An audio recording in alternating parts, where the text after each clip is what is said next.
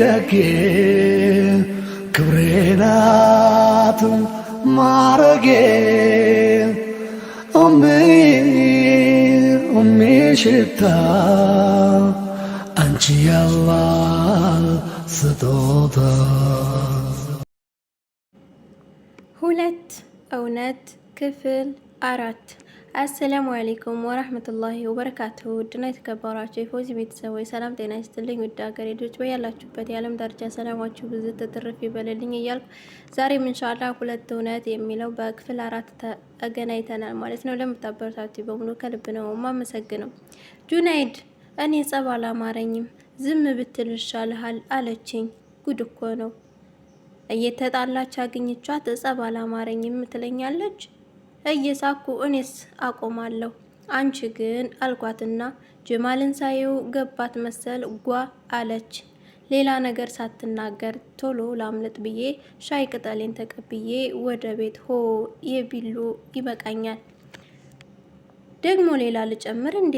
ቅዳሜ ጠዋቱን ተጣጥቤ ከክፍሌ ስወጣ ትልቋና ሀቢባ ግቢ ውስጥ ልብስ እያጠቡ አገኘዋቸው። ጸጉሬን ሳደርቅበት የነበረውን ፎጣ ጨመርኩላቸውና ወንበር አውጥቼ ተቀመጥኩ። በዛውም በአሊያ አስተጣጠብ ስደበር ስተርባት ትንሽ ጊዜ ያሳለፍኩ። በመሃል ሰኪና እየደወለችልኝ አነሳሁትና ወደ ቤት እየገባሁ ወይዬ የኔ ቆንጆ አልኳት። ጁዱ ዛሬ ቀኑን አስታወስከው አለችኝ። ቀን? ዛሬ ማን ነው ቀኑ? አረ ሰኩ አላስታወስኩም አልኳት ግራ እየተጋባሁ። አንተ አዝግ ለቀልድክ አይሰለችህማ? እንደማትረሳውማ እርግጠኛ ነኝ አለችኝ ፍልቅልቅ እያለች። ሰኩ እኮ ትፍለቅለቅ ሁሉ ነገሯ ውብ ነው ወላሂ ምንም እየመጣልኝ አይደለም። እስኪ ንገሪኝ ዛሬ ማን ነው አልኳት። ከረሳኸው አባዬ ይሞት ወዮልህ ማታ ስራ ቦታ መጣለሁ ብላ ዘጋችው። ሰኪና አባዬ ይሞት ካለች ወይ ተናዳለች ወይ አኩርፋኛለች ማለት ነው። ቀኑን ባለማስታወሴ እየተከፋችብኝ መሰለኝ። ግራ ተጋብቻለሁ። ዛሬ ምን እንዳለ ምን እንደሆነ እየገባኝ አይደለም። ቢሆንም ሲደርስ ብሰማው ይሻላል ብዬ የራሴን ማጨናነቁን አቆምኩኝ። ዛሬ ማታ ነው ስራ የምገባው። ሰኪና በጠዋቱ ማታ እመጣለሁ ብላ አስበርግጋኝ ይሄው ለምን ይሆን በሚል ሀሳብ ተጨናንቄያለሁ። አሁንም ምሳል በላ በተሰበሰብንበት ስፍራ ዙሪያ እንኳ በሀሳብ ዥው ውብያለሁ።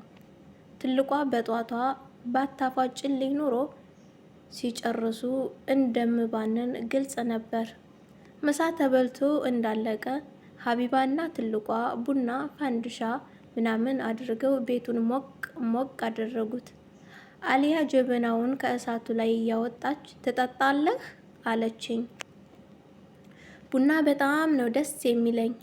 በተለይ እንድ ቤት ውስጥ ተፈራርሾ ምናምን ሳይ የሆነ ሀሴት ይሰጠኛል። ዛሬ ግን ምን እንደነካኝ አላውቅም። አይ ሻይሽ ይሆንልኝ አልኳት። እንዴ ድንገት ሆኖ ደግሞ ሻይ አላፈላችም ነበር። በቃ ላፍላለህ ብላ ከቦታዋ ስትነሳ የግቢው በር ተቆረቆረ። ትልቋ ኢሉም መጣች አለችና ከሩጫ ባልተናነሰ እርምጃ ሄዳ ከፈተችላት። እኔም ትንሽ ደብሮኝ ስለነበር ወደ ክፍሌ ሲሄድ በር ላይ ተገናኘን። ኢልሃም አሁንም ድንኳኗ ውስጥ እንደተቆጠረች ናት። ፊቷም በሂጃቧ ሸፍናው አይኗ ብቻ ነው የሚታየው። ዝም ብዬ ከማልፍ ብዬ እጄን ለሰላምታ ስዘረጋላት እጇን ደረቷ ላይ አሳርፋ አሰላሙ አለይኩም አለችኝ። ኦኬ ወንድ አልጨብጥም ምናምን ከሚሉት ውስጥ ናት ማለት ነው አልኩና አጸፋውን መልሽላት ወደ ክፍሌ ገባሁ። በጣም ትጨነቃለች ግን ትልቋ ሻዩን ካሁን ይዛ መጣች እያልኩ ብጠብቅ የውሃ ሽታ ሆና ቀረችብኝ። አሁን ግን መጠበቁን ሰለቸኝ መሰል ተነስቼ ወደ ኪችን ገባሁ። የለችም። መኝታ ክፍሏ ስገባ ከኢልሃም ጋር ተቀምጠዋል። ብዙ ደብተሮችና መጽሐፎች ይታዩኛል። ኢልሃም ታወራለች፣ አሊያ ታዳምጣለች። እየተማማሩ እንደሆነ አልጠፋኝም። ገባሁና ትልቋ ሻዩን እኮ ላሽ አልሽኝ አልኳት። ትንሹዬ ትንሽ ጠብቀኝ ልጨርስ ነው አለችኝ። አነጋገሯ እንደወጣ የፈለገች ይመስላል። ምንም ሳልናገር ልወጣ ስል ኢልሃም አይ በቃ እኔ ልሂድ፣ አሱርም እየደረሰ ስለሆነ መቋረጡ አይቀርም፣ በኋላ መስጅድ እንጨርሰዋለን ኢንሻአላህ አለች። በረካ ሁኚ አቦ። ትልቋ ኢልሃም ሸኝታት ከመጣች በኋላ ኪችን ገብተን ሻይና ኩኪስ መስራት ጀመርን። እኔ የሻዩን ውሃ አፈላለሁ፣ እሷ ለኩኪሱ ሊጥ ታቦካለች። በመሃል ኢልሃም ትዝ አለችኝና እኔ ምልሽ አልኳት። እኔ ምልሽ ትልቋ ኢልሃም ተብየዋ ግን ዝጋታም ናት ሳህ አልኳት። ትልቋ ቀና ብላ አየችኝና ስርዓት ጓደኛዬ መሆኗን እያስታወስክ አለችኝ። ፈገግ አልኩና አንድ አይነት ነገር ናችሁ፣ ዝም ስትሉ ግን አይሸክካችሁም አልኳት። ትልቋ ሊጧን እየዳመጠች ዑመር ረዲየላሁ ዐንህ ምን ይላሉ መሰለህ ብላ መፈላሰፏን ጀመረች። ንግግር በማብዛቴ ብዙ ቀን ተጸጽቻለሁ፣ በዝምታዬ ግን አንድም ቀን ተጸጽቻ አላውቅም። በዛ ላይ ለሴት ልጅ ሀያ ክብሯም መለያዋም ነው አለች። ዝም ምስላት ያልገባኝ መስሏት ልታባርርኝ። ኢብኑ ቀይም ምን ማለት ይመስልሃል አለችኝ። ይቺ ሴትዮ ምንድን ነው የምትቀባጥረው? ወሬ ባስቀይስስ? እሱን እርሺውማ። እስካሁን ግን ምን እያረጋችሁ ነበር አልኳት። ትልቋ ያን ደረቅ ፈገግታዋን አሳየችኝና ትናንት መስጅድ አልሄድኩም ነበርና ያለፈኝን ፓርት እያስቃራችኝ ነበር አለችኝ። እኔም ጠርጥሬ ነበር። መቼስ 11ኛ ክፍል የሚያስገባ ውጤት ሳይኖራት ቢቀር ነው ፋርማሲ እየተማረች አለችው። እንዴት ልታስጠናት ቻለች ብዬ ገርሞኝ ነበር አልኳት እየሳኩ። ትልቋ ኮስተር አለችና ትልቅ ስህተት ኢሉ 10ኛ ክፍልን ስትሬት ኤ አምጥታ ነው ያለፈችው አለችኝ። እና እዚህ ምን ትሰራለች ማለቴ ኮሌጅ ምን ትሰራለች አልኳት እየደነቀኝ። እኔ አለው ወድቄ ግቤን መምታት ያቃተኝ እሷ ሰው እኮ እንዲህ ነው ወይ ሲሰጠው አመስግኖ አይጠቀምበት ወይ ሲነሳው ምላሱ ከማማረር አያድብ። ልጅቱ ግን ሲበዛ ጉረኛና ራስ ወዳድ ናት። እንዲህ ያለ እድል በሯን አንኳኩቶ ገብቶ ላሽ ትላለች እንዴ? ቢያንስ ለቤተሰቦቿ አታስብም? ምኗ ናት? ማታ ላይ ሰኪና ቀጠሯዋን አክብራ ከህይወት ጋር አሊያ ሆቴል መጣች። ገና ሳያት ልቤ መቅለጥ ጀመረ። መቼም የማይቀረው ውበቷ ፊት ለፊቴ ሲገተር እንዲህ ያደርገኛል። በደመ ነፍስ ነው በእጄ የያዝኩት ሰሃን ለዚያድ ሰጥቼው የሮጥኩት። ሰኪናን ጠዋት አስከፍቻት አለሁ። መቼም በእኔ ለብዙ ሰዓት ቂም አትይዝም፣ ግን ይቅርታ መጠየቅ አለብኝ። ቀስ ብዬ ተጠጋኋትና ሰኩ አልኳት። ዝም ብላኝ ያለፈችና ከአንደኛው ጠረጴዛ ወንበር ስባ ተቀመጠች። ወይ ሴቶች ልመና ሲወዱ እኮ። አጠገቧ ተቀመጥኩና ሰኩ ደግሞ እኔ እኮ ሰርፕራይዝ ላደርግሽ ብዬ ነው አልኳት። ሌላ ማዕት ውስጥ ገባው። ምላሴም እኮ ችኩል ሆኖ አስቸገረኝ። አሁን እሺ በማላውቀው ጉዳይ ላይ እንዴት ነው ሰርፕራይዝ የማደርጋት? አላቅም አለችኝ። እሺ በቃ ይቅርታ አየችኝና ዝም አለችኝ። ፈገግ አልኩና እንደዛ ከሆነ አሁኑኑ ነው ፀጉሬን የምቆረጠው አልኳት። ሰኪና ፀጉሬን በጣም ነው የምትወደው። እንኳን ልቆረጠው ብያት ድንገት ተበላሽቶ ካየችው እየዬ ነው የምትለው። ልስላሴውን ታደንቅልኛለች። ሊደነቅ የሚገባው እንደ አሳምሮ የፈጠረውን ጌታ ነበር። የኛ ጥጋብ ግን ሰውየውን እንድናደርግ ያስደርገናል። አይ ጥጋብ ስርዓት እሺ ብላ ተጠመጠመችብኝ። ተታረቀችኝ ማለት ነው። ወዳው ዚያድ መጣና ካጠገባችን እየተቀመጠ አረ ጁድ ሸም ገና ሳትጋቡ መተቃቀፍ ምናምን አለኝ። ዚያድ በቅርቡ ነው እስልምናን የተቀበለው። ለድኑ ያለው ጥንካሬ ግን ከኔ ይበልጣል። የቋንቋው ነገር ብቻ ነው አልሆንልህ ያለው። የለመደበት ነገር በአንዴ መተው ስለከበደው ነው እንጂ የተቻለው እየሞከረ ነው። ዝም ብትልስ አልኩት፣ በዛውም እንዲሄድ ምልክት እየሰጠሁት። እሱ ግን ነቄ አላለም መሰል።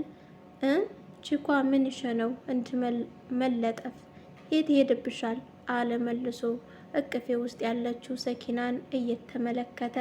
ሰኪና ከእቅፌ ወጣችና ቅናት መሆኑ ነው ዛሬ ልዩ ቀን ስለሆነ ነው እንጂ አለች ፍልቅልቅ እያለች።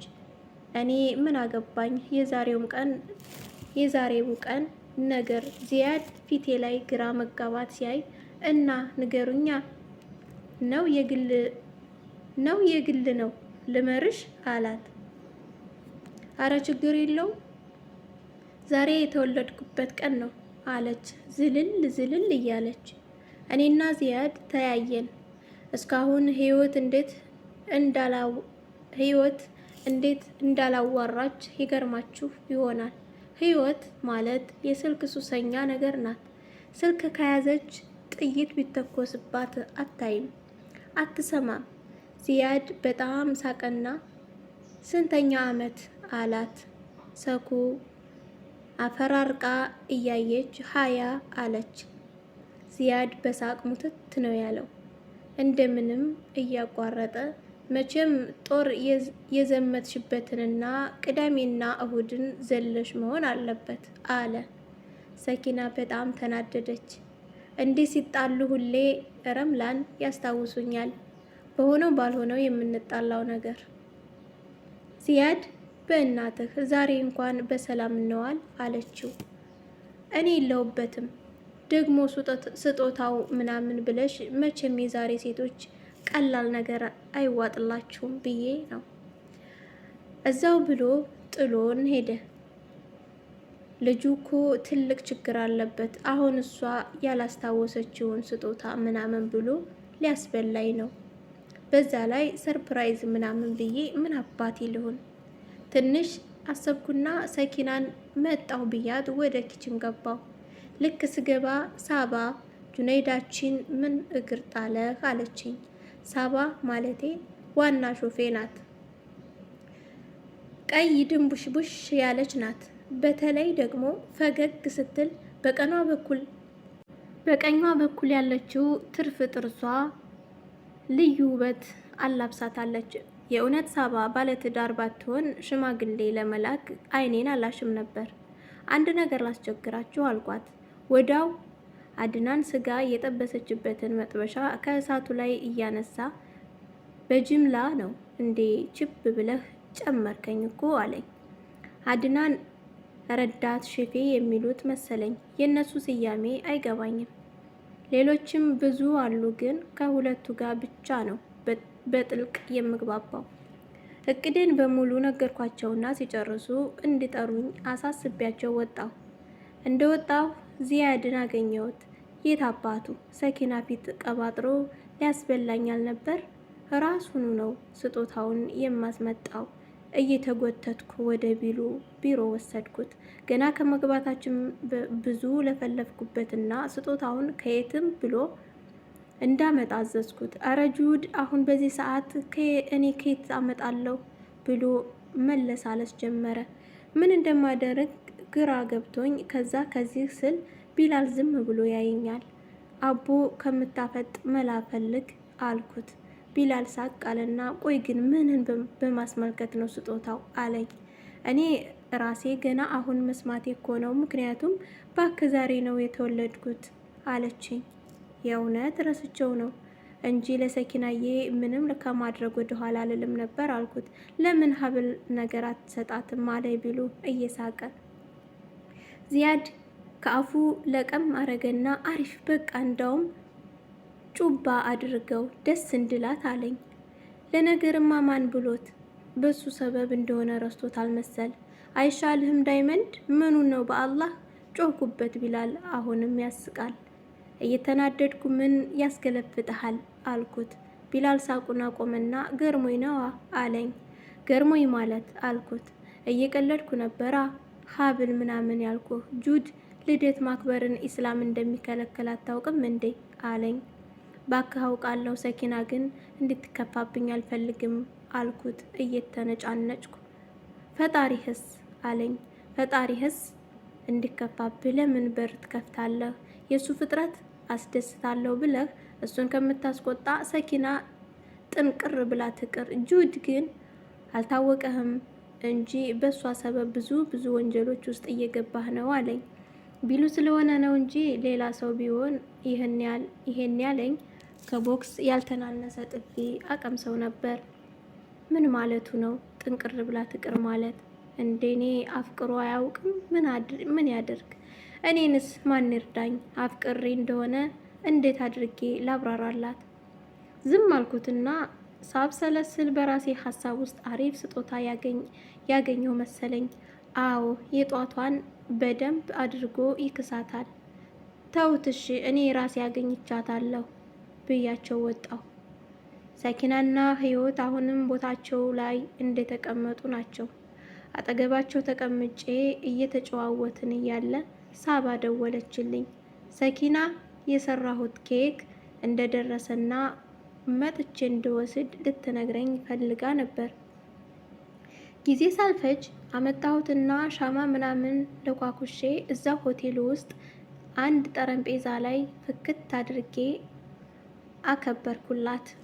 ትንሽም ብትሆን ሰኪና ግን በደስታ ቅልጥ ብላ ነበር። በዛ ሙድ ውስጥ እንዳለች ስጦታዋን ልሰጣት አሰብኩና ጠጋ ብዬ ሰኩ የኔ ቆንጆ የሆነ ቦታ ልውሰድሽ አልኳት። ቀና ብላየችኝና ወዴት አለችኝ። አይ እዚሁ ነው። ምን ነው ስጦታሽን መቀበል አትፈልጊም አልኳት። እና መጀመሪያውኑ እንደሱ አትልም አለችና ሂዊን መጣሁ ብላት ወደ ፎቅ ወጣን። በቀኝ በኩል ላይ ብዙ ሰው የማይሄድበት ኩሬንደር አለ። እጇን እየጎተትኩ ወደዛው ወሰድኳት። አህባቢ በክፍል 5 እስከምንገናኝ የክፍል 4 እንግዲህ ታሪካችን ይህን ይመስላል። ለምታበረታቱ ከልብ ነው ማመሰግነው። ጀዛኩሙላሁ ኸይረን እያልኩ እኔ በዙ ሰናባታችኋለሁ። ሰላማችሁ ብዝት ትረፍ ይበልልኝ። መልካም ውሎ ከነምሽታችሁም ከናዳራችሁም እየተመኘው አዳርም ከሆነ እንግዲህ መልካም አዳር ኢንሻአላህ። በዙ ሰናበታለሁ ማለት ነው። ሰላም አለይኩም ወራህመቱላሂ ወበረካቱ። ደጌ ክብሬናት ማረጌ ሽታ አንቺ ያላ ስጦታ